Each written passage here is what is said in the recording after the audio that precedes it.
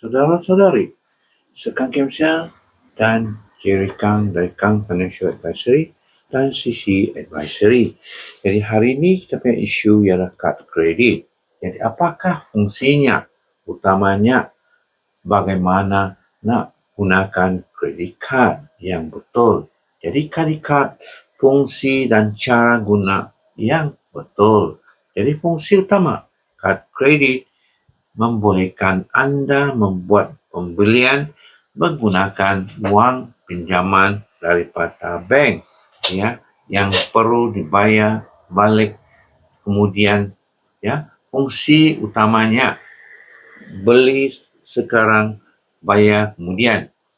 Bayar dalam tempoh 20 hari sampai 55 hari tanpa faedah. Jadi kecemasan, ya, dana segera bila tak ada tunai. Jadi belanja dalam talian. Selamat untuk ke e-commerce, ya. Reward dan cashback. Dapat mata ganjaran, rebate atau mile, ya, bina rekod kredit. Jadi rekod balik kemudahan pinjaman masa depan. Jadi cara guna kredit card yang betul, ya, lakukan ini, ya. Bayar penuh setiap bulan. Elak faedah yang tinggi, ya. Biasanya, ya, tinggilah, Jadi bayar sebelum ke akhir, elak cas lewat, ya, bagi. Jadi kenal pasti kad kredit Anda. Jangan guna lebih 30% daripada had, ya. Contohnya kalau 10,000 kita gunakan hanya 3,000. Jadi semak penyerta bulanan. Pastikan tiada transaksi mencurigakan, ya. Jadi guna untuk belanja yang dirancang, ya, bukan untuk beli dan benda yang tak mampu, ya. Bayar minimum sahaja setiap bulan, hutang akan bertimbun, ya. Jadi keluarkan tunai menggunakan kad kredit, faedah lebih tinggi, tiada grace period. Jadi gunakan kad kredit, hard kredit sebagai tambahan pendapatan, ya. Jadi sampai sinilah saya jemput Jerry untuk jelas sedikit tentang hal ini, Jerry. Kenangan penggunaan kad kredit ini, kesannya dari sepanjang konsumen individu dapat dua kesan yang saya kena highlight di sini pada soal individu yang memiliki kad kredit. Saya dengar, ya, ini penting. Kesan positifnya, ya, adalah lebih fleksibel, bina skor kredit yang baik, kajian penjimatan, dan nego pembelajaran otomatis. Ini ada di antara kesan-kesan yang positif. Tapi ingat, kita selalu dengar daripada profesional program juga ramai pengkapkan gagal kad kredit.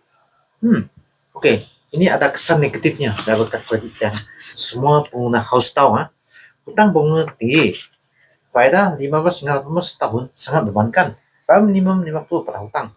5.000 kalau hutang 50, nak bayar 5.000 ini, kalau faedah ini dan itu bertambah, macam mana mau habis bayar?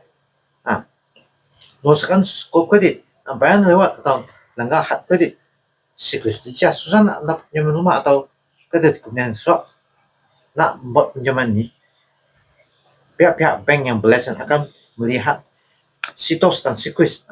Kalau ada skor kredit yang buruk, macam mana nak buat pinjaman? Oke. Perbelanjaan berlebihan, psikologi rasa banyak duit, menyebabkan beli benda yang tak perlu, gangguan pada pelanjaan semangat pelan-pelan. Ini ada satu dari negatif efek kad kredit. Kos resmi charge tahunan kad, yang akan 100 hingga 800. Charge penukaran mata uang asing kena charge 1 hingga 300. Charge lewat bayar RM10 atau 1% pakai sangat membebankan. Penggunaan kad kredit menimbulkan kesan jangka panjang sampai 5 tahun. Kena bayar penuh setiap bulan, skor kredit tinggi, sifat stabil, bayar minimum saja, hutang ganda tiada simpanan, tak bayar langsung pun ada berlaku. sebab ni ramai yang backup lah kad kredit. Saya harap ini dapat membantu para pendengar YouTube. Ingat ya. Terima kasih. Start ni penyambutan saya. Terima kasih. Ya, terima kasih Pak Jerry untuk ulas sedikit tentang kredit card. Jadi sampai sinilah ya, kita ingat supaya kita gunakan kredit card dengan berhati-hati, hanya untuk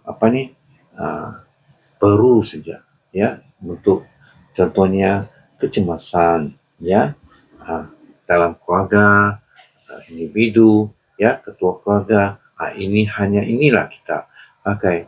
Yang lain tu budget, kita gunakan budget saja, jangan guna itu credit card ya. Sampai sinilah, sila like, subscribe dan sokonglah share. Terima kasih.